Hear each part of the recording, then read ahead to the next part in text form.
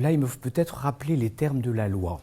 Le candidat en VAE, dit la loi, est évalué sur un dossier de validation, donc un support écrit, suivi d'un entretien avec le jury et, le cas échéant, d'une évaluation en situation professionnelle.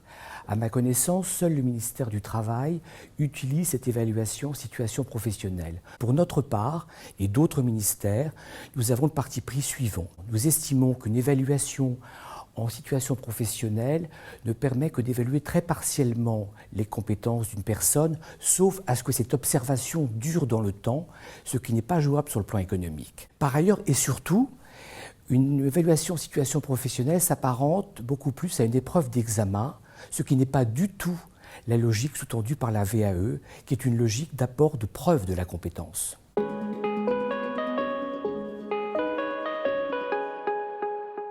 Nous attendons qu'il prenne de la distance par rapport aux activités qu'il exerce au quotidien et qu'il analyse ses activités.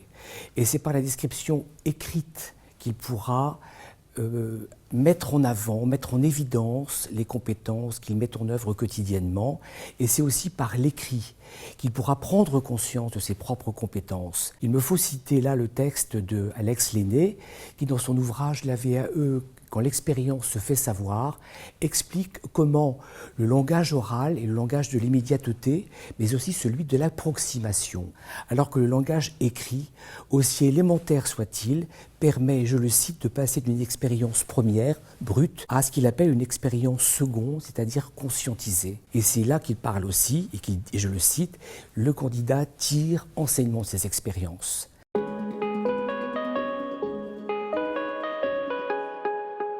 Oui, c'est justement parce que cet exercice de décrire ses activités ne va pas de soi que le législateur a prévu que le candidat puisse être accompagné.